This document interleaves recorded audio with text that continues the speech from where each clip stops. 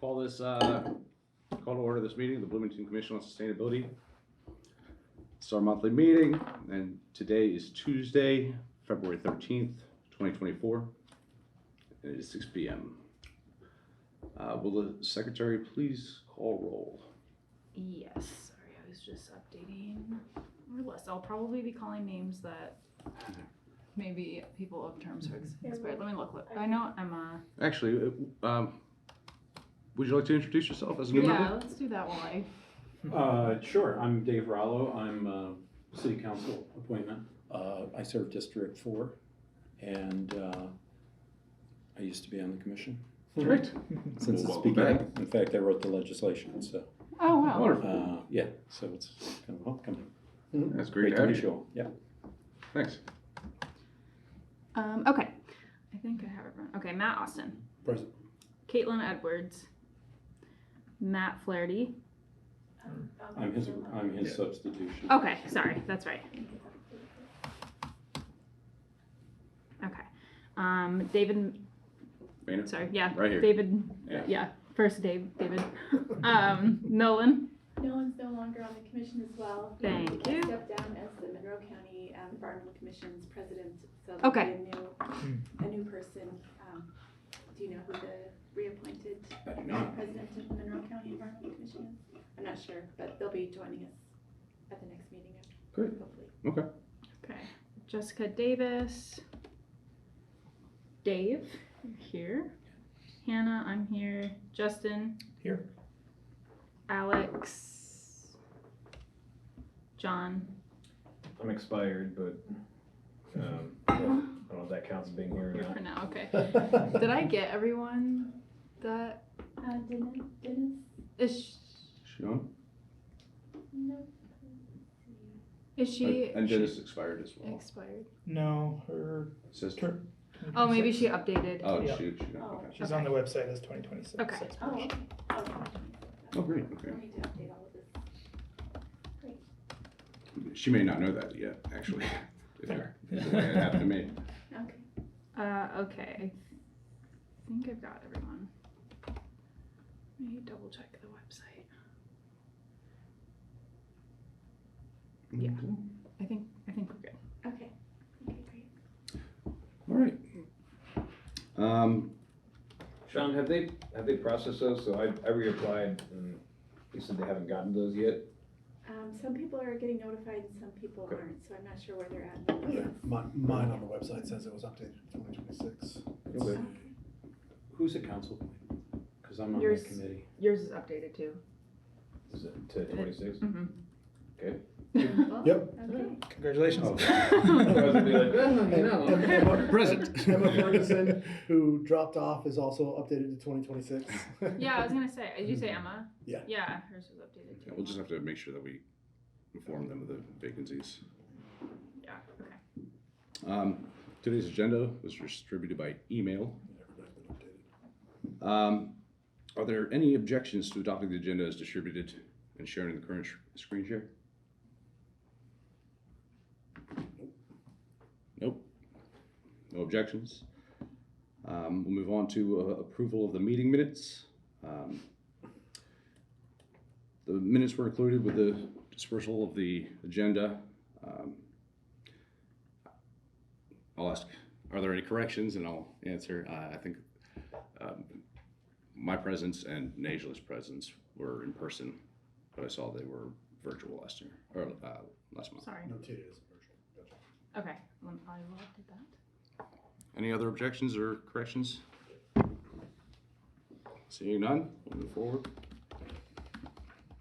I'd like to open up for public comment. If you'd like to come on up and speak into the mic, May I hand these out before I? please. Thank you. So I'm the outreach coordinator. My name is Daniel Olson for Thomas Works campaign for State House District 62. I believe you already have one. But there you go. So I'm actually just gonna be alright. I'll just say here's something too. So starting off, most of you probably live in State House District 61. However, the reason we're coming here to talk about District 62 is 61 is a safe district. 62 will be the closest race in the state. Last election, it came down to about 30 votes. The incumbent won by 30 votes. And the reason I think you guys, I want to encourage everyone here to please support Thomas for State House District 62. Support, potentially even volunteer with our campaign. Is between him and his opponent, he's really the only one who I think advocates for what you guys are also trying to do here. His values very much are parallel to what you guys are trying to achieve here. People before profits, community oriented campaign, housing, healthcare, education, etc. If anyone's paid attention to what's going on at the state legislature this year or the past years, it's not good. Our state legislature is very much operating in the dark, doing a lot of things that hurt people. I think probably the saddest story was the Medicaid shortfall of $1 billion. And the state made the wise decision to cut family care for parents with children with disabilities, physical disabilities. It was a very sad story to read about. And when you read about things like that, and I think about this election, it's not as much about politics anymore. It's about responsibility. It's about public service. The State House needs to be run by public servants like Thomas. He's a veteran who served overseas. And as mentioned, he wants to put this community first and the communities all over the state first. And we need a state legislature run by public servants, not by people that are just going to lose $1 billion and then pretty much scapegoat working class families.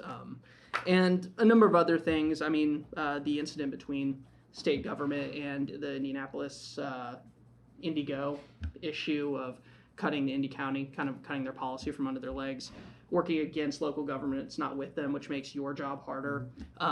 That's why we need people like Thomas Horrocks up there. So I encourage everyone to please support Thomas. Please get involved. This race will come down to votes. I know that right now, it's easy to be cynical about politics and elections, but this is a race where you really can make a difference. You just knock 20 doors, make 20 phone calls, 1 donation. It really could be the difference. It's going to come down to votes, and we're going to try to get the entire county involved. We're going to try to get everyone. I'm going to every commission, so it's not just you guys. I'm going everywhere to talk to everyone. We're trying to get people involved. I'll be here till the end of the meeting with a clipboard. If anyone wants to sign up, just put down their email. We can reach out to you and give you all the information. Yeah, thank you guys for your time. Thank you. Can you please state your name? Daniel Olson. Sorry. Thank you. I probably never And so District 62 is like Nashville, everything outside of Bloomington, very shortly north, mostly south, and then Yeah, east Brown all the County way and over there. yeah, Monroe County outside of Bloomington, Brown County, northern Jackson. Thank you for the information. Yeah. I don't think as a commission we can endorse or Yeah, no, we're not. support any. I should have mentioned particular that. We're not looking for any endorsement. It's just we're looking for volunteers. We go to these commissions because you guys are already involved in the community. People who really want the best things for our community and winning elections and putting people like this in office. We just feel is what's good for local Thank you. city. So Appreciate it. Seeing no other public comments, we'll move forward. As far as report from acting chair, this filling in for Emma, which until we vote next month, I guess I'll be running that meeting as well. I know we have to do a tally of our current membership and vacancies, and assess, if we're gonna have a quorum. I think we still have that in the bylaws. We have to have a majority of the vacant available seats, I should say. So we'll address that in March, see if we have quorum. Aside from that, I don't have anything to report for as acting chair. Move on to report from staff liaison. I just have 2 things to report on. Number one is I didn't receive any Sustainable Neighborhoods Grant applications since our last meeting. And I've been working on a massive federal grant application. It's the Climate Pollution Reduction Grant. IDEM is managing that. They're submitting a Priority Climate Action Plan to the EPA in April. And so for Project 46, which is the Regional Climate Alliance between Bloomington, Nashville, and Columbus, we're submitting 11 different project ideas. worth $72 million. So we won't get all that funding, but if we get a fraction of it, it'll be a real victory for our region. Wow. So this is projects for electric vehicles, municipal charging, EV charging stations, weatherization, pre-weatherization, weatherization projects. So anything you can think of, solar projects, anything you can think of, we're proposing it. So we have to have all of our greenhouse gas emission reductions calculated and submitted by Thursday. So it's been a heavy lift, but we're doing our best. And you said that's all focused on pollution. Right. Okay. Reducing greenhouse gases. Okay, Uh-huh. reducing greenhouse Yeah. gases. Can you Got it. say the name of the grant? Climate pollution reduction grant. Thank you. Who at the city level, or maybe it's county, does like greenhouse gas budgeting and such? The inventory. Yeah. The city of Bloomington does. We Is do there our. a specialist internally that does it? Or? No, we hire out for that. Okay. Uh-huh. Do you have that information? Is it? Yeah, it's on our website. Okay. We just updated it last year. Okay. And with Project 46, we are very close to hiring a regional climate alliance consultant out of California, and they'll be completing a regional greenhouse gas inventory for Monroe County, Brown County, and Bartholomew County.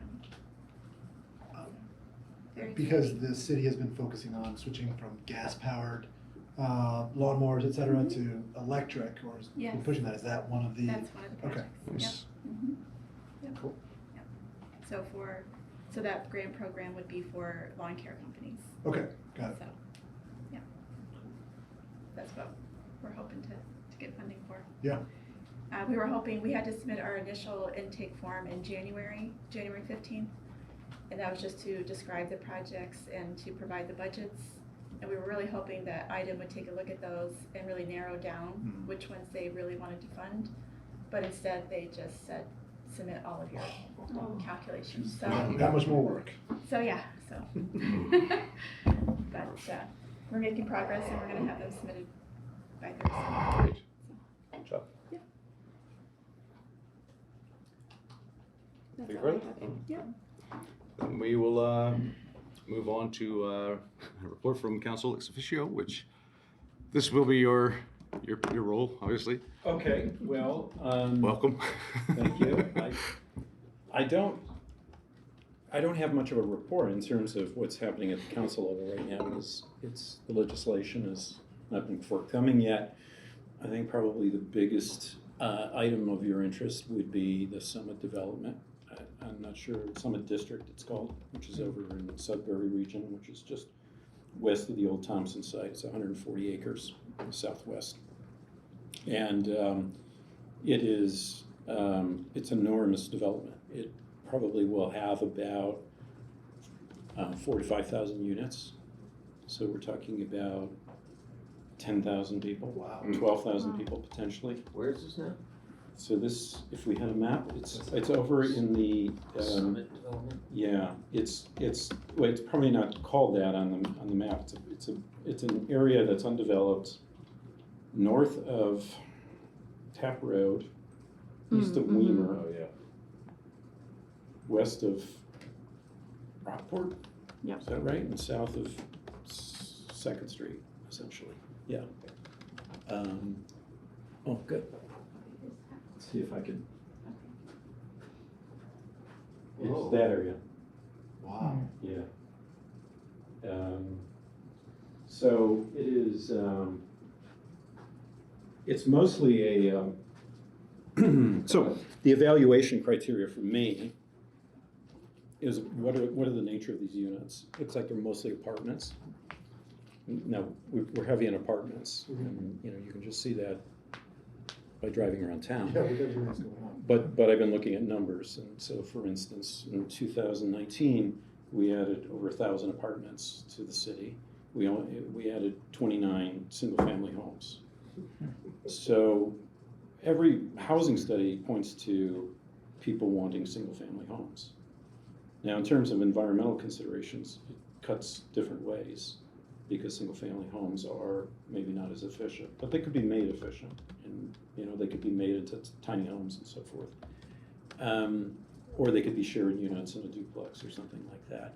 But what I'm afraid of is that a lot of people in Bloomington are in a rent trap, and they're not able to afford a home or anything that they could build equity in. So that's a major consideration of mine. There are also environmental concerns. I'll just talk about a couple. One is I'm concerned about the calculated tree coverage, because it doesn't look like, from people I've talked to, that it extends to the drip line of the trees there. So the conservation of the trees is important. There is conservation related to riparian buffers, because there are some streams that cross through. And It's really a quarry, is that right? No, Can no. you hit that layers? I walked that site a long time ago, and I didn't encounter quarry. I encountered, Yeah. it's a mixture of, is there a quarry there? Yeah, There is a quarry there, okay. Yeah, so Talking about we the actually had a place. geologist come in a Yeah, few months okay. ago, and he went over that stuff, talking about building on top of Yeah. harvestable limestone might not be the Oh. best idea, because you're trapping a usable resource underneath houses and it's no longer accessible. At the same time, Yeah, how much land do we have to build on? And that, as an arborist right over here, that's a lot of canopy that we. you're an arborist. Yeah, she is. You're an Yeah, arborist, okay, that would be taking out. okay. And if anybody doesn't understand why he said drip line is typically where the root zone goes to that you want to protect. Correct me if I'm wrong. No, arborist. yeah, that's correct. I don't think that's right, though, is that right? Wait a minute, where are we? Tap Road, it's up here. So that's not it. You gotta zoom Yeah, there's Tab, and then, up. Where's Weimer Road? Yeah, This there's is Weimer a- Road, right? Yep. The area's up here. Oh. That's it. So. oh, that's way um, different. Yeah, I can't place. So where- there is canopy, there is trees. I think that's the stream. It consists of, I remember there's a deep ravine in part of that. So the riparian corridor is yeah. important. The road network has been in there for a long time, right?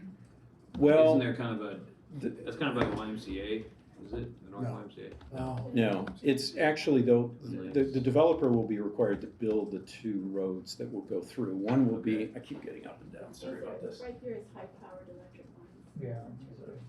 This is it, Adams, that runs through. So this one will be completed, and the other one will be east to west somehow. This will be extended through to Rogers, I believe. So, actually, I've got somewhere, I think I've got the actual, It's crazy that some there's, rendering I can pass it's out. crazy some- that there's that much land in Bloomington. Yeah. How Yeah. far along are they in their like proposal or like development process, design process? I'll pass that around. They have at least one more meeting at the Plan Commission. And the Plan Commission has cycled through some new personnel because the administration makes most of the choices. We have one appointment, which is Hopi Stossberg, is the council member who's going to be on the Plan Commission. And so you may want to speak with her. I'll pass this out that way, and you can look at it. Let's see, what else is there? Where do they see, we're getting it, whatever, we could talk about this all night, it's a separate Yeah. issue. So I'm at IU, they're always like, oh, we can't afford that because of the demographic cliff and the students won't be coming, and like, these kind of doomsday forecasts, perhaps just justification not to spend money. Do they see Bloomington growing dramatically? Is it, Catalent and Kelly, is it, like, It's a really good question. what's the, not that there isn't some need for turnover Sure. and whatever, but. Yeah. Yeah. Well, again, it's the type of housing that's important, but, I mean, this is speculation on my part, but it is adjacent to I-69, and I wonder if this means that we're essentially, will be a bedroom community of Indianapolis. Right. That's one consideration I have. Another consideration is, There's already a lot of those. it's somewhat being on the west side proximate to Crane, Yeah. and Crane is sort of expanding in terms of ancillary businesses and things like that that are going to be developing there. I don't doubt that some of it will be for, maybe student housing. I just too. wonder, have they There's done like competition. an economic analysis of being like, these are why we need this many of this type of housing? Or I haven't seen it. I mean, maybe the developer has, and I haven't seen the full context yet. It's kind of, it's in the plan commission, I've watched some of it, but these are things that will be coming to the plan commission in March, and then it'll be at the council for approval or not, in April. So it's probably something that, you all wanna pay attention to because it has considerations. Just a couple of other things. One is the downtown area. So this has its own town center essentially with very large buildings. And those have calculated 95% impervious surface in the town center. I want to walk the site because there are sinkholes there. They seem to have mapped them, but some of them might be compound sinkholes. And then just generally speaking, I mean, I think, as a PUD, planned unit development, it has to pass a test of public good. So what public good is being served by this is a main question that I have. And is there a cost to this? In other words, are we going to be, is some of the infrastructure offloaded to us in terms of road usage or capacity of various utilities and stormwater and various things like that? So that's just sort of the kind of gestalt of this. And I hope to tell you more next month, There's or I can update you through email. Go ahead. one additional thing to consider is that location particularly is a homeless encampment. So when they build there, they're gonna displace all those people that Yeah. rely on Wheeler Mission. Yep. And then where are they gonna go? That's a good point. Is there something that could be attached to this development to facilitate maybe a new mission program or resources for Where people is, that are about on to- that map, I'm still having trouble placing where this is. Where is Wheeler Mission? Wheeler Mission, follow. Oh, there's a warehouse. Okay, I see what, okay. So there is, there are affordable units in perpetuity, at least for 25 or 30 years, I believe, that are included in this. So that's on balance, part of the consideration too, in terms of affordability. I'm sorry, Councilmember Rallo, it's Yeah. Jane Cooper Smith. Yeah. I just wanted to, I might have a little more concrete information than some of what's been shared. Okay, So good. there are 4,250 units spec'd out for this PUD. I don't know that, and yeah, 15 to 20% are supposed to be affordable. They're mixed. There are single family, multifamily, and then the little core neighborhood, or not, I don't wanna say little, but the core neighborhood will have apartments in it, that's correct. But this is absolutely not targeting students. This would be, from my perspective, I guess, I think I just wanna provide information, I don't wanna provide a perspective. But I do see that in the list that I have, there are a wide range of units. There are some carve-outs that I see in a map for some of the natural features, and I just wanted to talk about the time frame. So I think March 19th, it goes to Plan Commission, and there's a team of people working diligently in the planning department, engineering, on traffic study. So there's a lot of elbow grease going into evaluating this project, and I know that they will anticipate and receive feedback and concerns, very happily. So when it goes to, if it's approved at Plan Commission, that's the PUD, the planned unit development, then that would go to council for review, and council would have 90 days. So that would trigger up to a 3-month window. So that can take place across several meetings, and I think that'll really be the opportunity for public participation. I mean, Plan Commission too, obviously, it's meeting, but I think there'll be a good window for it. I think those were the main things I just wanted to offer up in short. Thanks, Jane. Do you happen to know the ratio of owner-occupied to rental? I don't see that in what I'm looking at right now. I just don't know off the cuff. My understanding is that it's heavily tilted toward rental. So why wouldn't students live there? Yeah, and that's not what I'm understanding necessarily. I think that there are single and multifamily, I think there are townhomes planned.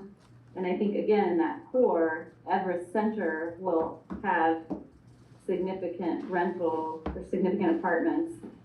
So that might tip the balance, just because from the density perspective, even if you have 5 pieces, but one piece is exponentially denser, then it's gonna outnumber what the units are on the other parcels. So, Oh, sorry. that's an obvious statement. I was just gonna Sorry. ask, you said between 15 and 20% of the development is affordable housing? Is for? Yeah. Okay. That's what they said. The PUD requirement is 15%. So I think Councilmember Wallo, when you mentioned the community good piece, I think that is partly where that's established. So the city in the UDO states that if a PUD is to be considered, it's got to offer that up in exchange. Yeah. And so One question I have is Yeah. the longevity of the affordable housing. I think oh, right. it's 30 years proposed in this development. Is that right? Oh, okay. Maybe that's different than what I've heard, but I We formally thought that it approved was 100 the year. standard. Yeah. Yeah. So lots So of questions. That's different than what I understood, but I have 2 different slide decks I'm looking at, so. I don't think we have any real leverage here, but could we ask the developers to, present to us their kind of sustainability plan, or, maybe more than environmental impact assessment, but, Yes. something like, okay, what do you have? I'd just be very interested to see what they came to us with. Again, I don't think we have any leverage to force them to do that, but it would be an interesting to see if they could. I think you could invite them. Travis Vincel is the Director of Development. I can provide you the information and you can extend an I think it's a invitation. great idea. Yeah, I think that's a really good idea. Encouraging them to try and be net zero. Yeah, Yeah, what's can their they offset, what's their, Right, can Water they put in management. some sort of composting on site? Yeah. Keep as I don't much of know. that food waste. and partly, I'd like to see them sell it to us, you know what I mean? And I'd like to invite a bunch of students to come watch, because it's interesting. The Environmental Commission on Thursday is reviewing this. Okay. So that's another avenue that if you want to attend that meeting, I'll be going to it to see what they have to say about it. Thanks, Jane, for weighing in. Yeah, thanks. One other data point, just, the new housing study is, I think, getting ready to be released from ROI, and I haven't seen it, but it, states that there's a need for 7,000, units of housing in Monroe County in the next 10 years. So that's kind of where we're trying to grow as a county. Okay, thanks, everyone. Jane, one other thing. Something I'm trying to get a hard number on is the occupancy rate of the large multifamily developments. And I just wanted to communicate that to you, because I've just got a leaky pen that I smeared all over my face. You're good. No on your face yet. Okay. So a lot of these large apartment buildings, it's unclear what their occupancy is. And it's a number that I'd like to know before debating the need of this particular development. Yeah, I can talk with and work on figuring out how to get that number. I don't know if that's a data point that we have readily or what, but I think that's worth knowing if we don't already. So happy to follow up on that. I don't really have anything else to report right now, but It's a good start. can I just take another 30 seconds of your Yeah. time? Yeah. is I used to be on this commission, and as I said, you know, I used to be on the Environmental Commission in the 90s, and I thought there was a need for a Sustainability Commission. So that's, when I got elected, that's one of the first things I did. It was great to create this, and it was really controversial at the time. Nobody really knew what sustainability was about. And now everybody's, right, yeah, in on it. We've had that discussion too. Yeah, okay, everybody's very high on sustainability. But we're clearly still on that unsustainable course. And one thing that I wish that I had sort of made clear is, you all know the Venn diagram of the 3 E's, which is, you know, equity, environment, and economics. And, you know, trying to aim at the you know, can't always, but you try to aim at the intersection of all of those when you're considering policy or whatever. There's an alternate view, and I'll pass it out through email or something, and that is that ultimately sustainability is about a nested, embedded 3E.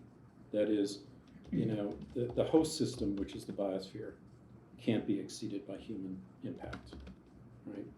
We have a carrying capacity of sorts. And so we live on a finite Earth, but we don't seem to think about it when we're doing what we do every day. We're right? short-term animals. We're short-term animals, short-term horizon, Yeah. so we discount the future. And so ultimately environment is the master, right? Everything is embedded in that. Then goes social, then goes economy. The economy should be serving society. Society has to work within the limits of the biosphere. So that's something that I'd like to impart just, you know, going forward in any kind of policy decisions, because growth is not always our friend. So when people talk about things like this, like, let's expand the community, is it in the interest of the community to expand? What about the costs that are then pushed to the community at large for that? This is going to mean larger schools, it's going to mean bigger roads, it's going to be more pollution, especially if they're commuting to and from wherever they're going. Is that in the interest of the community? So when we say, well, we need more housing, the other thing to ask is, well, qualitatively, what kind of housing are we talking about? Not just, if it's just apartments, we've got tons of apartments. A lot of them may be unoccupied just simply because there's a tax incentive write-off involved in having not full occupancy. That's something I need to explore, and it's hard to get a number on that. Which What's is why that? you wanna know the occupancy numbers. Yeah. Because then that could refute needing more. Yeah, well, if we've already got it, Yeah. why do we need to build more? So, anyway, so I just wanted to say there's the nested, and then there's that Venn diagram that I think both we have to consider in terms of sustainability. So, thanks. Wise advice.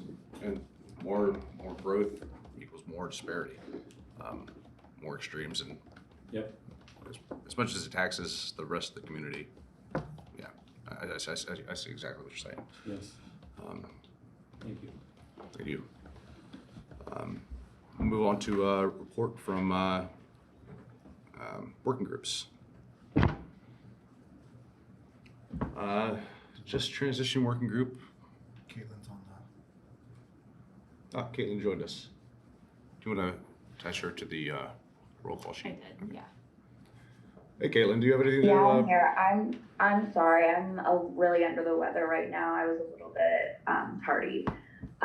There's no updates as of yet from the Just Transitions Working Group. Najla did receive a letter that she was not reappointed, so we're down a working group member, and Dennis and I have both been under the weather, so we're looking forward to kind of reconvening and figuring out our next steps. Okay. And thank you for not coming in. Appreciate it. Move on to community outreach. Sure, thanks. So I handed out versions of the engagement strategy that we've been talking about for a little while now. It's sort of been in a draft form, and you know, this is not something that's super specific, and I don't think it's something that we necessarily have to like vote to adopt or anything. I think it's, you know, more or less just sort of a guideline for us to follow, gives us a little bit of structure. We could vote on it if we wanted to. But you know, I think this kind of gets at some of the heart of, or at least enables us to get at some of the things that Councilmember Rolla was just talking about. which is that there's a lot more than just the environmental side. And I think a lot of people still, if they're not involved with this commission, they hear sustainability, they think environment, right? So making sure that we're really hitting those other aspects of it, is a big part of what this strategy is about. So the idea is, for us to be able to achieve these goals that are set out for us in our mission, we need to be plugged in with the various organizations that are involved in those things. We don't only want to be hearing about, these new neighborhood developments, for example, through the grapevine sort of thing. We ultimately want people to come to this commission and say, hey, we'd like to tell you about this because this is part of your purview, right? And we're trying to hit all the stakeholders here, and you're one of those. But they're not going to know to come to us, or they're not going to know who to reach out to unless, we're active, we're out there making those connections. So the strategy sort of lays out 3 objectives to kind of get this rolling. Number 1 is to identify what I'm calling here is related organizations, and that's basically just any sort of entity. Could be a very well-established structured entity like the council, for example, or a very loose group of volunteers or something. But some sort of group of folks who are either fully or sort of partially aligned with the mission that we have, right? Where there could be some opportunity for collaboration there. So just identifying what those organizations are is one objective, and that's where kind of a lot of the work has gone so far, is just drawing up this engagement matrix, which you can find on the Google Drive, of a list of potential collaborators, and some additional information about their sort of alignment with our mission. The second objective is to maintain some amount of awareness of the activities of these organizations. So what's going on in some of the commissions that we think are really sort of aligned with us, so that if we want to give our input or we want to discuss that amongst ourselves, we know that that's happening. And then the third one is to identify and pursue any opportunities for collaboration. So are there ways that we can work with other organizations to pool resources to be able to achieve something good that we can both claim as a success, and hopefully not reinvent the wheel, not duplicate work where we don't have to. Those are the objectives. The approach I've just sort of laid out as a general framework for kind of doing this. Step 1 is just reaching out to some of these organizations we've identified, and that could happen in a number of ways. It could be just sending out an email to introduce, like, hey, I'm part of the Sustainability Commission. We're doing X, Y, and Z. Would love to chat with you sometime about what your group is doing.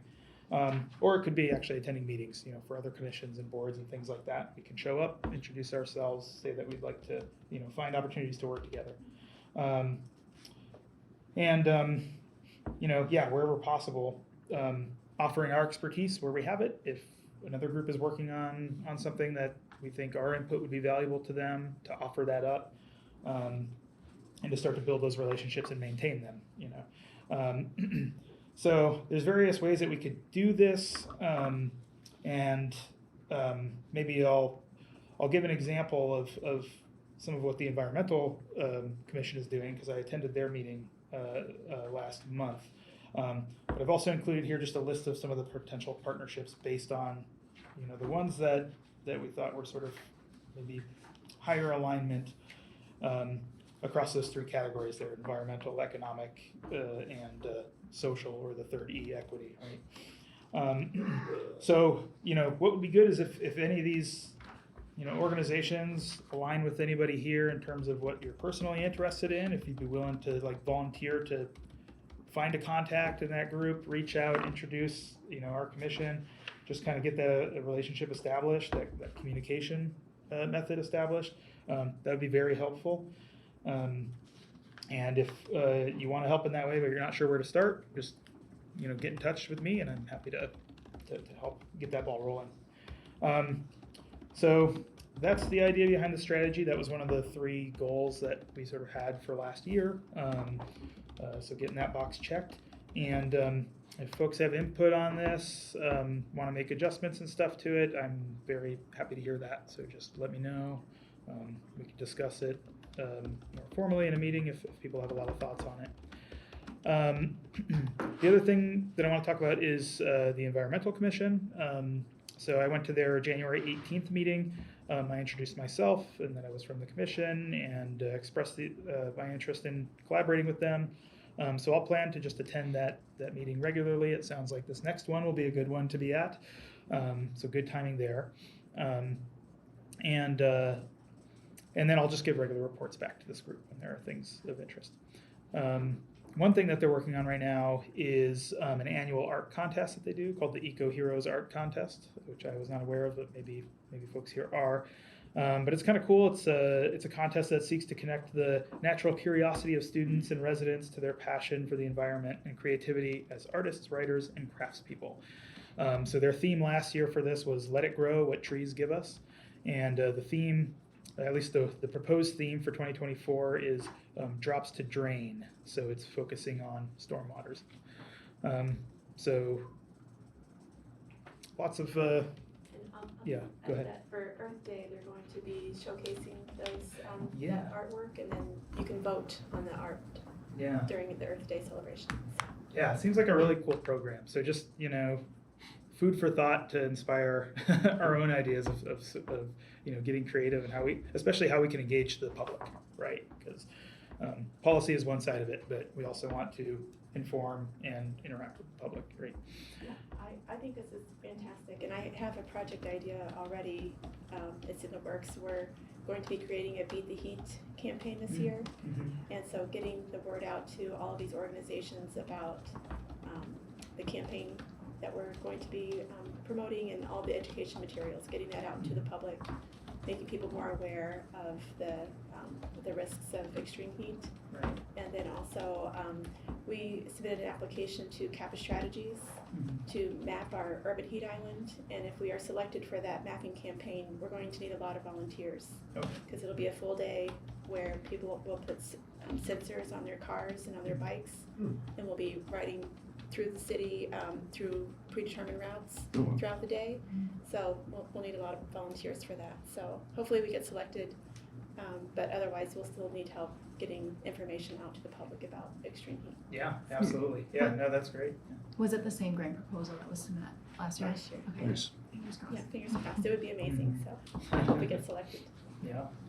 Yeah, so just establishing those channels so that we can get that word out, for things like this when we need to is a good thing. So most of their meeting was dedicated to what they call bucket list 2024. So every year they do this brainstorming session where they just have a whiteboard and they just take turns throwing out ideas and seeing what resonates with the rest of the commission. And by the end of the hour, or I guess it was around 2 hours that meeting, the whiteboard was filled and they had all sorts of ideas that they had expanded on, and they started putting names to those ideas, and then they were ready to kind of hit the ground running for their new year. So that was an idea that I thought was really cool that might be worth trying to replicate here too. Some of the ideas they came up with involved focusing on water and biodiversity, so working with departments and commissions in the county to mitigate potential flooding issues. Pollinator yard care was another one, so trying to get like a Bee City USA designation for Bloomington, working with the Bee Town Beekeeping Club, and creating like online educational resources on biodiversity and pollinators, that sort of thing. They are looking to revamp their Bloomington Habitat Connectivity Plan. So, that's a plan to sort of establish and maintain habitat corridors throughout the city to safeguard wildlife movement and reproduction. So that's something that they've already had, published a couple years ago or something like that. But they were thinking that it could use some sprucing up, use some additional work and some more outreach. And so they're planning to give that some more attention. One interesting thing they were considering was doing more media engagement through things like publishing op-eds, which is something they used to do more regularly a few years ago, I think. So just looking for opportunities to like, hey, we're going to submit this letter to the editor or whatever at the Herald Times about this particular issue that's really important. And, sometimes they don't get published, but a lot of times they do.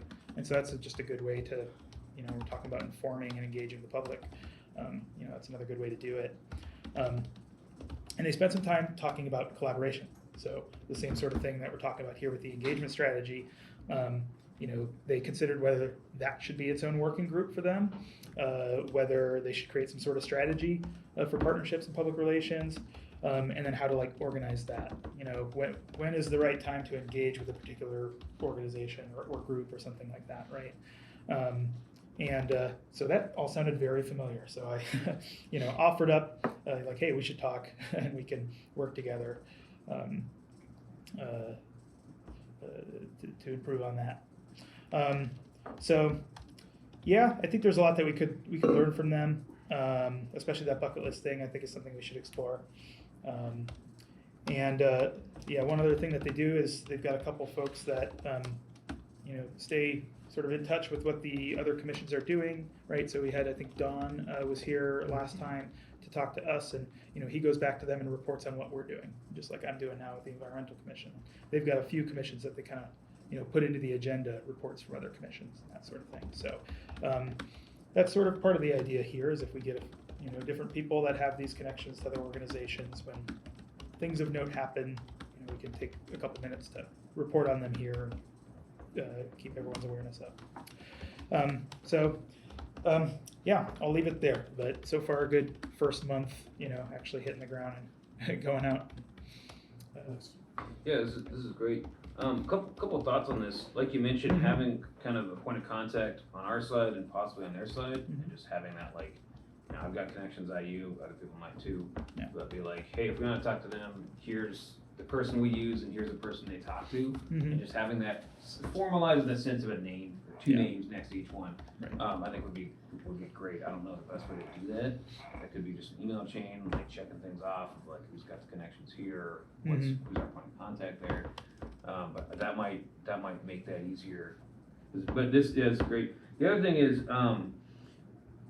going and being like, hey, we do similar things. Let's talk sometime. Like, okay, yeah, cool, that's fine. But if we can go in with a bit more hey, we're doing this the Sustainable Neighborhoods Grant. Let's talk sometime about this particular project or about this resource we're working for, maybe there's a grant proposal you team up with. So insofar as we can approach them with maybe not a plan, but something more than just we have similar interests. Do you know what I mean? Sure, yeah. I don't know if you have any thoughts on that. I don't know if Sustainable Neighborhoods would make sense. I was looking at the Ivy Tech Sustainability Committee. I know nothing about them, but they might be around. They might be looking for things like this. Or they can help spread the word about the grant. Yeah, I mean, even Right. That's a good one. even just using that as a reason to get in touch, being like, hey, we have a funding source that we're struggling to spend. Do you want Right. some? Effectively, Right, yeah. maybe in different terms, but Yeah, absolutely. And I think that helps set the stage, gives you something to work off of instead of just saying hello. Gives you a place to start. At least it gets, the wheels turning. And kind of on that note, what would be a good next, I've been here 2 years, I've done basically nothing because still figuring out how to do it, I guess. How do we do that? I mean, should I start checking names off here, people I know, and actually writing them about the sustainable neighborhoods, or would that be a separate meeting with your working group?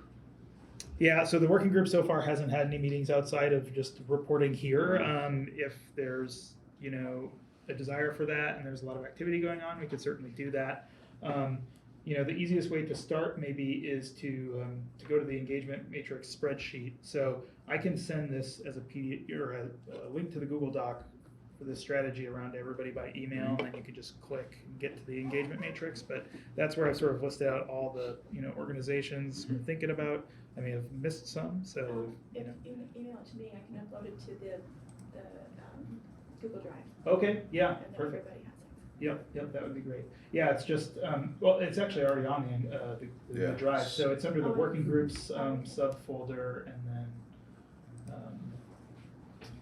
working groups, strategic engagement and outreach, and then engagement matrix spreadsheet. Oh, here it is. Yeah, so we can just pull it up real quick. So I could definitely use some help filling out some of the, I've got columns for contact name and email and stuff up there, and we could add a column for the commissioner on our side who's sort of the point person for that group. I'm and, gonna add that right now because I'm in the. Yeah, perfect, thank you. So yeah, I mean, feel free to come here and, just start adding stuff to it. If there's a group that you're like, yep, I know somebody there, or I'd really like to be the person that, reaches out to them. Don't feel like you have to come here and get everyone to give you a thumbs up on it. So, Does everybody have access to this folder? Remind me where it is in the folders. working groups and then strategic engagement and Mhm. outreach. Cool. Yep, and the engagement strategy that you have here is there too. It's still labeled as draft in the title there. That's the updated version.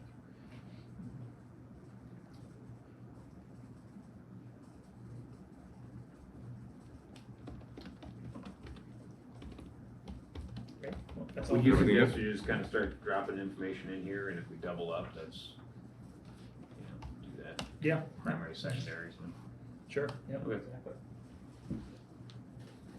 Just trying to think maybe, like we were talking about earlier, with Propel might be a better project under your commit or your working group Mhm. than it is on its own Okay. individual thing. But yeah, because it's contributes to what you're trying to do anyway. I think some of these are the student groups that I identified. Yeah, so it's linking the commissions and the boards to the students. Mhm. And the Propel was the mechanism to do that. Right. Yeah, I think it serves the same goal. Yeah. Okay.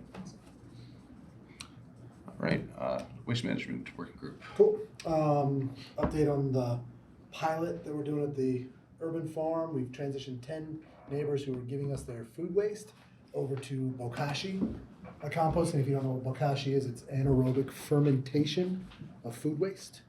And typical composting takes 12 to 16 months, maybe 18 months to turn food waste into soil. Bokashi takes 3 months. So after a week, it's an anaerobic sealed bucket. After a week, you open a spigot and fertilizer comes out. The liquid fertilizer is absolutely brilliant stuff. And then after another week, the food is now pickled essentially, so it's at a pH of 4.0 or less. And you can take that, it's called cake, and it looks just like when you put it in there, but now you can also do meat, dairy, all that sort of stuff. And because it's pickled in a pH of 4.0, animals no longer want to touch it. So you can bury it directly into potted plants in your house, and in about another 8 to 10 weeks, it'll be soil. You can put it directly into your garden beds. And so we're able to keep food waste directly in the neighborhood. So the idea with this localized bokashi or composting is to try and take care of the issue. We had a business, right, Earth Keepers, and they went down, and there were over 1,000 residential customers and plenty of businesses. And so this is a way to, I mean, it's small scale, but it enables somebody to have a 5-gallon bucket in their kitchen and doesn't smell, you don't have the bugs, you open it up, you put your food waste in there, you do a little wheat germ that's inoculated over top of it, and you're good to go. It's very, very simple. So we found that that's doing better, and we got a grant from the state to do a training on that. So we're just waiting for all the funds and all that sort of stuff. So we transitioned 6 neighbors over to it out of 10. It seems to be going fine with that. So they do it on site, they've got their own little. Yeah, they have their own 5-gallon bucket that that they purchased. Okay. We bought them in bulk, and they got them from us, and they just get the wheat germ because we get it in bulk. And they drop off the buckets to us. So we take care of the fertilizer, we take care of the end cake, because they used to be dropping off actual buckets of food waste, and that gets gnarly having to deal with other people's food waste. So they don't use it, you pick it up from them? No, they drop it off. They drop it off, I see, okay. Yeah, because it's all in the neighborhood. It's a Covenanter neighborhood. Okay. Yep. Okay. And, Great. sorry, who got the grant? Like, what was the entity that? Garden Quest. Okay, .org. Brilliant. I mean, this is, I still think about 40% of our waste stream is compostable stuff. Yep. And a lot of it's food waste, right? Yep. And Oh, yeah. I've been advocating, just give people compost bins or whatever.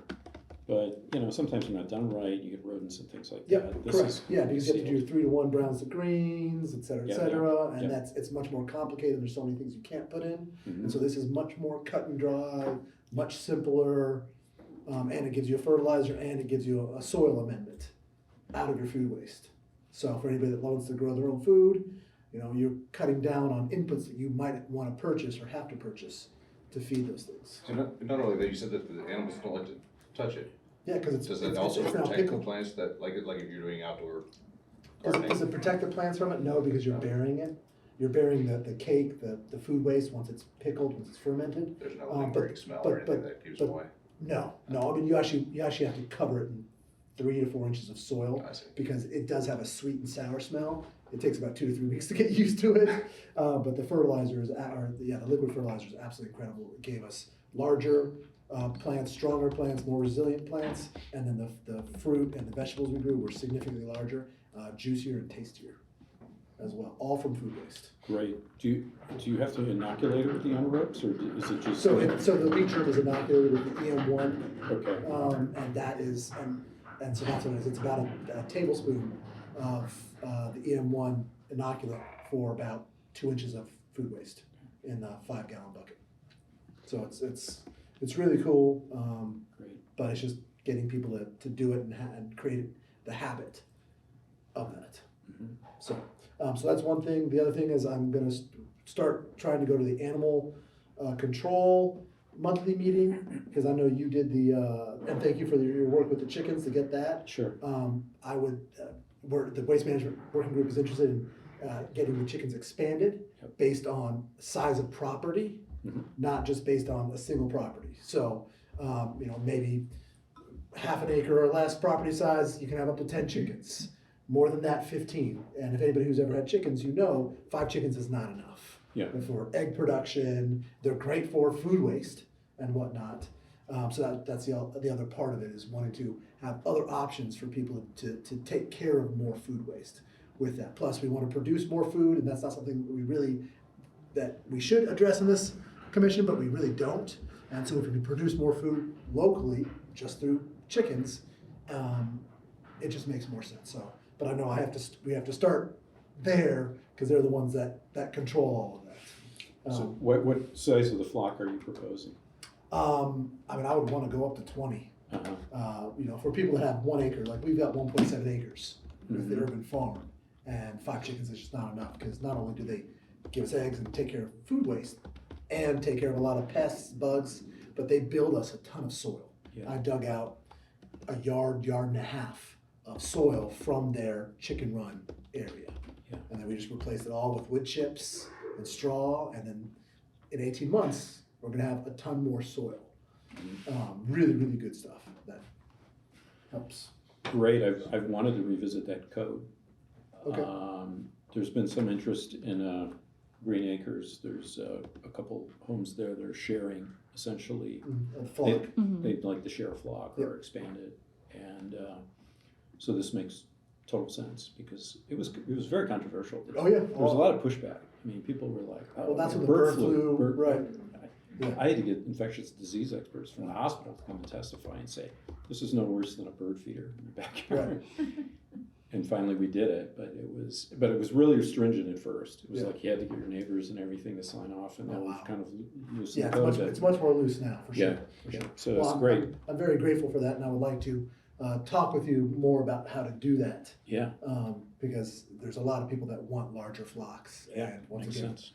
it's another way to get rid of more food waste locally and turn it into eggs.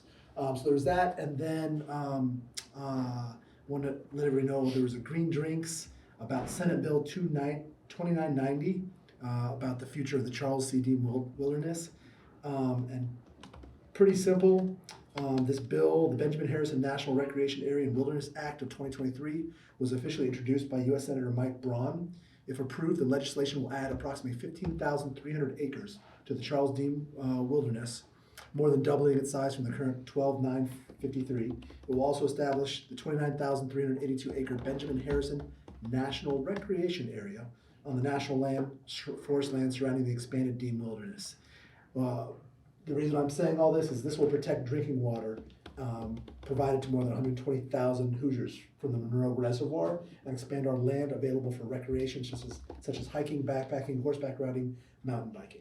So what they were asking, Jeff Stant, who's the director of the Indiana Forest Alliance, he was asking for people to do some outreach, and we really need to get our other senator on board with that, because we have both senators from Indiana, then the legislation will actually be read. So it's very important for protecting, because I believe we have one of the best water sources in the entire country, because we're at the top of the watershed. We're not like the Colorado River, right, where you're getting everybody else's treated poo downstream, right? So I think it's very, very important that we support that, and maybe I'll write something up and we'll, as a commission, support that idea. I don't know a lot about that bill. I know, I've talked to people who've studied more. Oh, good. It's not actually adding new land, it's like taking national forest land and making it wilderness land. Correct. And so it's like, It's you say protecting it from expanding being logged, and limiting the logging. there's, But would that not protect it? If it was going from national forest to wilderness, wouldn't it then be susceptible to logging? The way they described it is it's protecting it, it's allowing the forest to turn into old forest, even more so. So, but I don't, yeah, I'm not an expert on it. there's forestry issues around here that would be another time to talk about, that, like, it's not gonna turn into old forest, it's gonna turn into maple forest, is what is gonna Okay. happen. And so, like, logging can be logging, fire, use of herbicides are three things that, as I understand, are not allowed if it were to become a wilderness, but are very important management tools to keep it as an oak hickory forest. So I haven't dealt with this bill, Gotcha. I don't know much about it. I know it's not as straightforward as it's been made out to be. Okay, fair enough. So I would wanna look into it more before we do any sort of Absolutely. political. Whenever somebody's the Forest Alliance and they're an expert, I kind of take their word on it. Yeah, Forest Alliance, And I don't know that they're experts. I appreciate your Yeah. input, and It's something to talk about. Yeah. And Yeah, I it's just something wanted should at know more about. I at least wanted to introduce it because it is Hannah, do you protecting know much water. about the bill? Nope, I'm Yeah, gonna look into it. It's something I've meant to look into and haven't bothered, but Indiana Forest Alliance is more about advocacy than it is about like forestry or forest management or Gotcha. forest ecology. Okay, So cool, appreciate that. their approval doesn't maybe mean the same thing to me as it might to some people. Touche. Yeah, I agree. Can you say the bill with name one more time? It is the Senate Bill 2990 and the future of the Charles C. Dean Wilderness. Thank you. It's something I should look into, so I'd be happy to pursue Yeah. this further. Yeah, oh yeah. I think it's embarrassing that I don't know more about it. If you want to take that on, and that would be awesome. I just want to at least I could expose try to do everybody to Yeah. it. That'd And be then reasonable thing. last but not least, I talked about this last week or last month.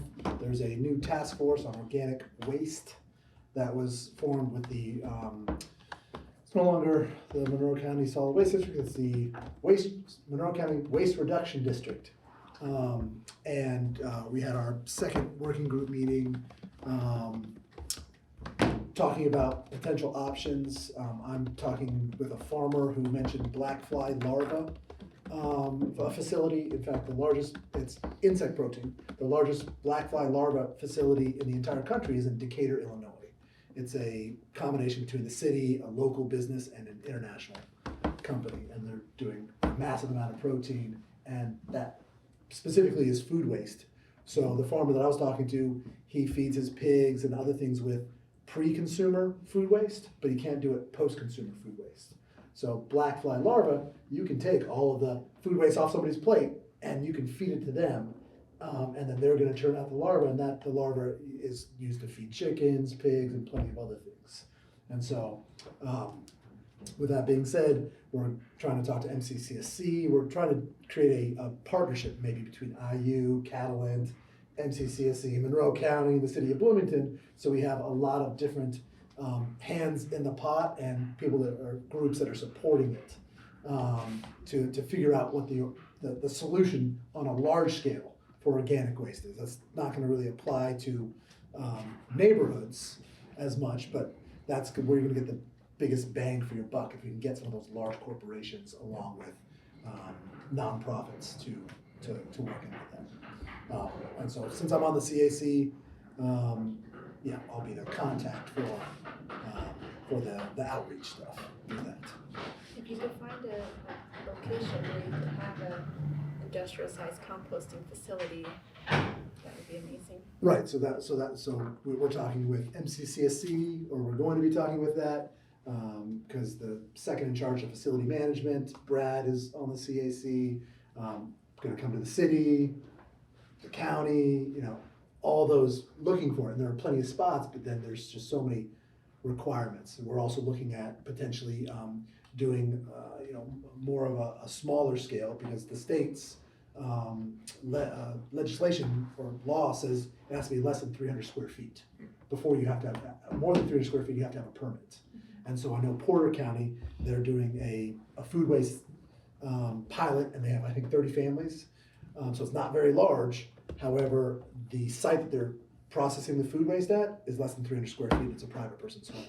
So, is that a possibility when it comes to food waste to have, these micro areas on either, like the community gardens or the community orchard, or just people who are already composting that would really be willing to take on a larger scale. So there's something we call compost captains that our group came up with, and the idea would be is that there's already people in every single neighborhood in the country that are doing composting, right? So the question is, would they be willing to take 2 or 3 of the neighbors' food waste and compost it the same way that they're already doing? Once again, keeping that micro mentality. So that is the update from me. Is there any renewed interest at the city level regarding organic waste now that, less Earth Keepers and more, is it Green Earth or Good Earth? No, The one that used to take the, large Earth Keepers scale. is done. I know, but there was another one that was like at a larger scale. Green Earth is done. I, Good Earth is Yes. not interested in taking any. okay, but food it's Green Earth that had the $1 million shredder and was doing all of IU's think food so, waste, right? yeah. So with them, Earth Keeper, that just wasn't at scale, for Right. like IU. Is there renewed interest at the city level of encouraging something besides what we're doing? Or is there discussion, is there? I don't have any discussion. I certainly have an interest in it because it's, it's a big producer of greenhouse gas if Yep. it's going to a landfill. Well, not to mention the cost of trucking it and getting it out. Exactly,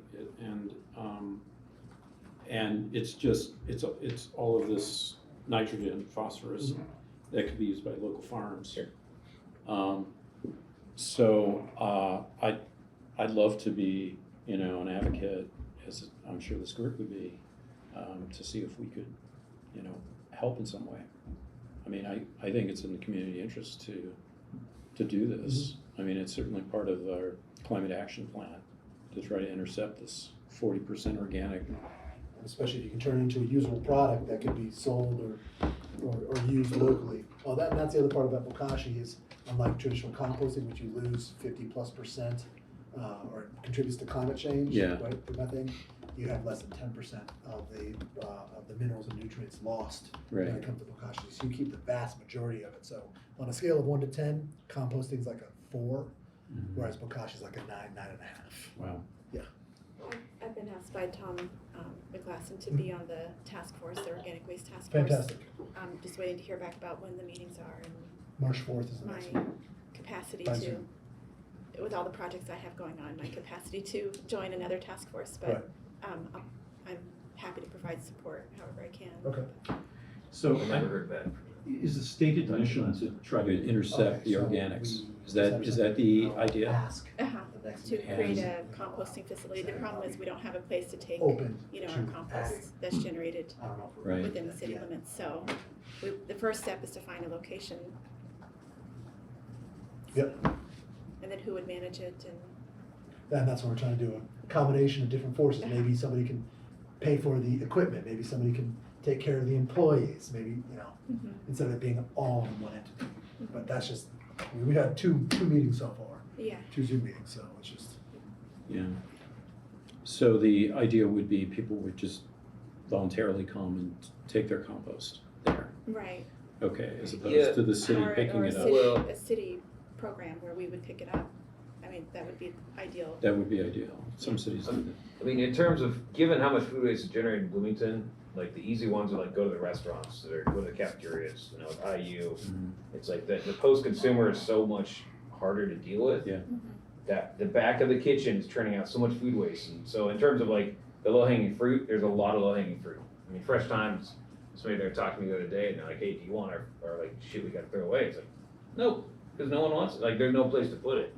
So there's some easier places before we get into complex stuff, like, how do you deal with it? And this person has a bunch of plastic in theirs, and that messes everything, you know, there's a lot of low-hanging fruit with the restaurants and kitchens and cafeterias and all that.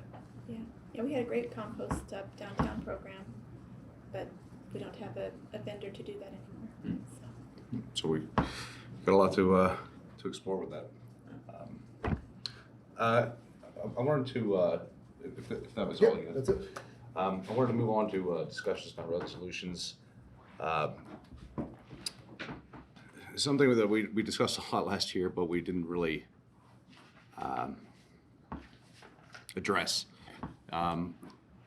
Since we have a new group coming in, potentially, and it's a new year, I don't know if any of you saw, I asked you to think of what your vision was for the commission, what you think would be, how it would be most effective, and what we should actually be pursuing. Strategy without a vision is kind of lame. You know, it's, if we don't have a determination of what it is to win for a group, then the strategy just kind of falls apart. For me particularly, and I invite all of you to bring your visions next time when we meet. But I know that I want to see more seats over there filled. I want a line of people that want to join the commission, and I want other commissions and organizations to approach us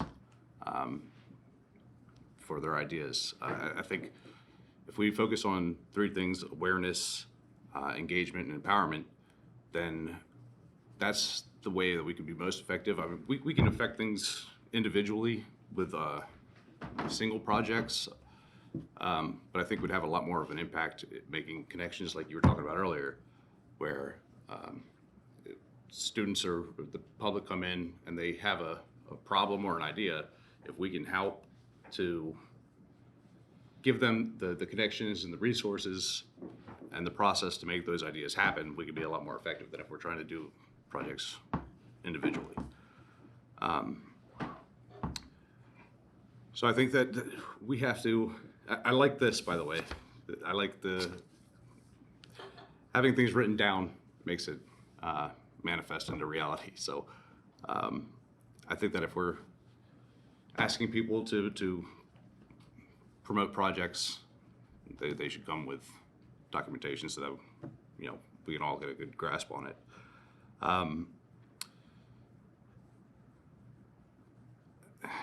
I was going to go into the Propel business case. That'll probably take a little longer. Plus, I didn't bring my laptop, but I think that does tie into what you were talking about. Again, awareness, engagement, empowerment. If people come through that door and we can connect them to the other commissions or the other councils or vice versa, or companies that want to participate, if not initiate a project, then I think that's where we're best suited, is being a fulcrum for action rather than trying to initiate action ourselves, and making those connections. And like you were saying, Dave, defining sustainability is still a problem. The Propel program I mentioned last time, I kind of jumped into how instead of why first. That was a problem. But the SDG that associates with is partnerships for the goals. That's 17. And I think that's where we're most effective, is taking the city. The school is our largest renewable resource. Well, rather, the students are our largest renewable resource. They're young, enthusiastic, full of ideas. They want to participate in things. And I think that having a program that allows them to participate in city projects benefits them. It creates young leaders. So really, I just want everybody to consider what you want this. We need a single vision to drive towards. And if you guys have ideas for different visions or different ways you want to use this commission to reach our sustainable goals, please bring them next time. I think we should tighten it up a little bit more as far as operationally here, so that we're not, every time we come in here, we should have something that we mean to advance. So, yeah, if you would. That's all I really had to say on it. Does anybody else have anything to add? No? I think that's a good idea.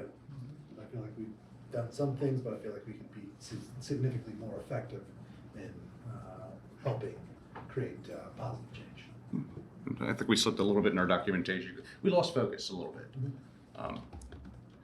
Because we're focused on so many things. So I think if we have 3 primary focuses or objectives, then it makes things easier to attain or achieve. Okay. As far as Propel, Dave, I passed out kind of a briefing on it last time. I'll get that over to you just so you know what we're talking about, or Yeah. what my other approach or tactic, I guess, for achieving these goals was. But like, it's very similar to his. So I think we're just going to end up collaborating. Yeah.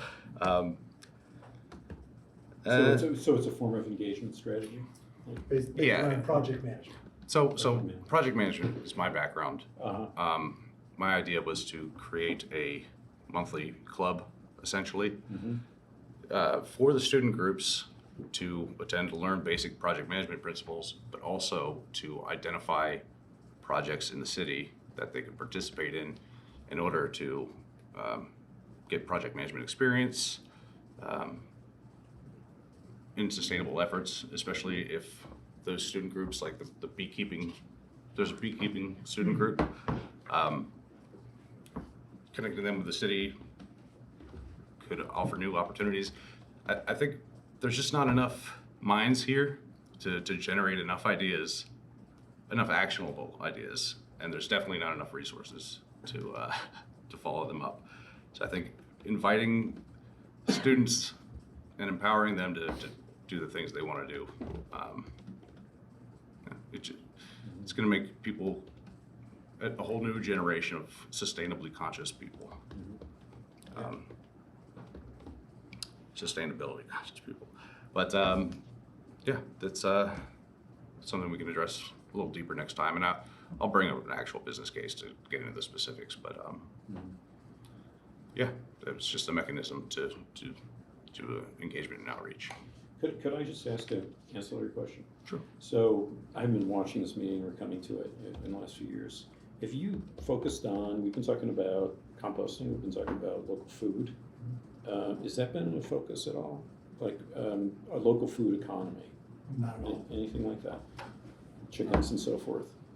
I mean, I know that's just one aspect, but you know, when I was thinking about sustainability 20 years ago, it ultimately was reducing the ecological footprint of the community. That was one aim, because we're an overshoot. So, you know, and how do you go about that? And how do you go about that while thriving, you know, building opportunities for people and things like that? I kept going back to local food as a means to do that. It's just one way to do it. But it preserves land in the county because, you know, it has a different use than just building on or growing corn and soybeans if you've got a polyculture. If you can capture the waste stream, feed the farms with compost, which is needed because soils here are carbon poor and nitrogen poor. You can employ people. You have a surplus of food that you can give to low-income people. At least our farm did. And you can recirculate wealth. So instead of buying stuff that's imported, you produce stuff locally.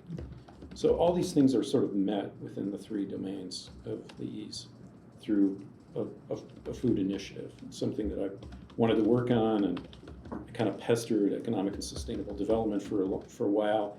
And yeah, and under Alex Crowley, we got I was hoping for a food hub, but that didn't materialize, but a farm stop happened, and that's really a good thing for the community, good thing for farmers. Anyway, I know we're kind of short on time, but I wanted to just throw that out I have as. a little update for you. Oh, you do? Okay, Yeah. great. What's that? So I've been working on a climate resilience plan for the past year, and we hosted 2 community workshops to talk about climate resilience and to prioritize vulnerabilities and strategies. And one of the top prioritized vulnerabilities was food insecurity. And so we are creating 2 task force, just 2 initial task force to start implementation. And so one of them is a heat management task force, and the other is an urban agriculture task force. Do you know Amy Roche? Oh, yeah. She's the chair. And so we haven't done anything yet to organize it or anything. It's just the initial stages. But so she's been tasked with creating an implementation plan. And part of that is looking at, what has been done in the past in Bloomington to address food insecurity. What is our current status, and what are the gaps? What are the challenges that we have to overcome? So it's really exciting. There's a lot of people already that are interested in joining the task force. So you'll be hearing more about that. Great. Is there a limit on who can join? No. I'd like to. Yeah. Okay. There's gonna be a lot, it's gonna be a big task force. It's gonna be big. So I think we need to determine who's going to be on the task force and then who can volunteer for projects.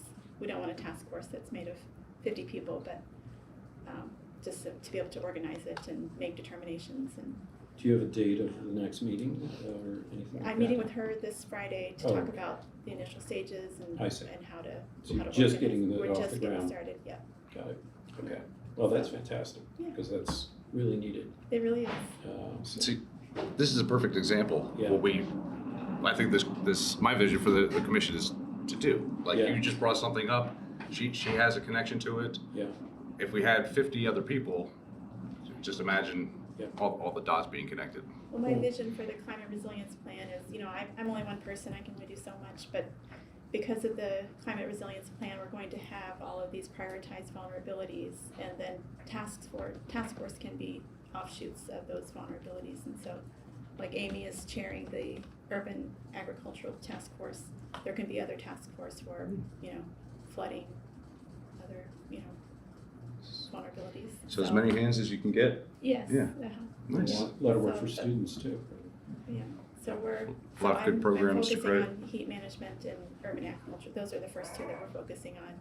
And we want to have those implementation plans fairly well drafted before we're working on the draft climate resilience plan, and I'm hoping to publish that soon with the 2 task force implementation plan drafts. So all that's coming, but Did you say you It's were in the looking for works. bicyclists to help with that too? bicycles. Didn't you say you that's needed a for bunch the, for the? If we get selected for the heat mapping campaign. Okay. Yeah, so we should know that, hopefully by maybe the 1st of April or so. Great. Yeah. Nice. So a lot of projects, a lot of things going on. We just need everybody to Yeah, know we about just it. need, we need people involved as possible. So. Great. Wonderful. All right, we are running kind of short on time. I know we don't have any resolutions for first reading or second reading. New business? So can I just ask, so we're planning for elections next month and also review of the bylaws, or? Yeah, I believe so, since, well, yeah, I'm gonna lead everybody in attendance though. Do we have new folks coming in? Yes. I'm not sure who they are. All I know so far is they'll be whoever the new Monroe County Environmental Commission president. They'll be new, but I don't know who that is. But I'm not sure of anybody else that's been selected. With Najla's spot being, And Emma, and yeah, Emma's. and Emma's, Yeah. yeah, that's two open, 2. so, but one would be appointed by the Do I still have? mayor, and then the other would be, voted on by the council. Is there a council appointment? Okay. Yeah. Is that Najla's? I think Najla's was, council appointment. Yeah. Dave, one thing that Matt was working on before, he was part of the committee for the commission reviews. Yep. One of the things that we wanted we don't know a lot of what our powers are, and we don't have any insight into new commissioners. We wanted to have influence on that so that we could at least make recommendations to the council or to the mayor. That's part of having that line queued up for people that want to join. Over this last year, we've had a lot of turnover. I mean, just recently, we just found out about a couple of them about an hour ago. So we want to make sure that the people that are filling the spots want to be here and are committed to coming every month and doing it the minimum at least, but we'd like to have people that come in enthusiastically and engage outside as well. We don't have any kind of visibility into who's coming. We don't have any review. It's just, it happened with me. I kind of started showing up to the meetings and I found out I was on it while I was remote. So you were recruited? Well, pretty much. No, I mean, I applied, but I didn't know I was on until I saw my name on the website. Really? Yeah. Normally they send a letter out. Yeah, I got the letter like 2 or 3 months later. Oh, okay. But I understand the process is probably pretty complicated and burdensome, but we don't have any, we're just looking for a way in to being involved in that process. So I don't know if this came up in the past, and the idea was, because I was actually advocating that, the commissions be able to, review the applicants. But then there was some trepidation about that, because it's ultimately the council. So it was more of the mind that what type of person, what kind of background is lacking in the commission? Like, is there somebody that is there for advocating for environment? Is it heavily, since it's 3 E's, is it equally spread between environmental, economic, and social?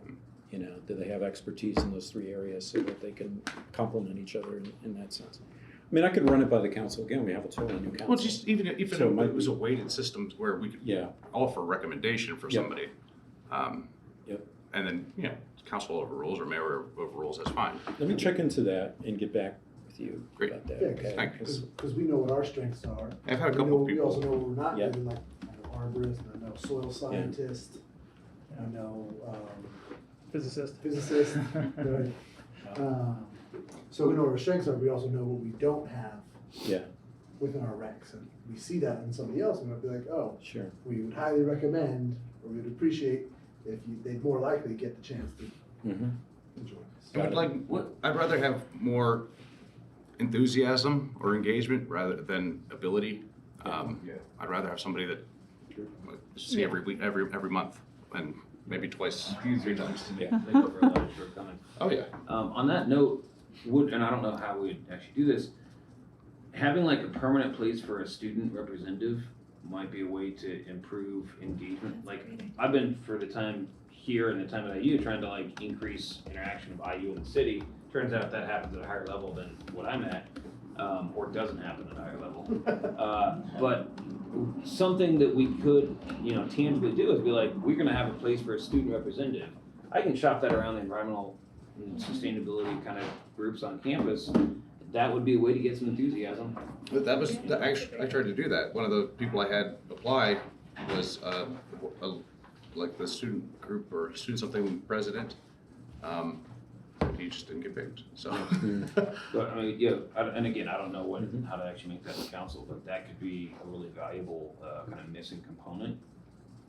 It's a resource we're not using. Okay, let me talk to the committee and see what we can do in terms of engaging all of you in terms of applicants and what's missing, and see if we can, maybe revisit the code to have a student. Right now, it's just an idea, but that might be. I think that's a really good idea. Appointments. I mean, even we got high school students used to come Yeah. sometimes, There's right? Monroe County. Yeah, she comes every once in a while. Yeah. Appointments. It's been expanded over the years. Right. I mean, from what it was initially, so. But I like your idea of having a little more intentional representation. Yeah. That'd be one way to do it. We're at time. Yeah. I wanted to say that I won't be at the next meeting because it's spring break and I'll be out of the state. And then the following, in April, I won't be here. I'm teaching a class at IU's School of Public Health, a climate change and health class. Oh, terrific. So I won't be here in April, but I'll be back in May. So Michaela and Lynch will be here the next 2 meetings. I also will not be here next meeting. Okay. Okay, Are you going somewhere fun, Sean? I'm going to Florida. Yay. nice. You deserve a vacation. Oh, we do. And with It's that- so tough. All right. And that, then we will reconvene. Our next meeting will be March 12th. March 12th, 2024. We will have elections and revisit strategy. This meeting is adjourned. Thank you. Thank you. Thank you.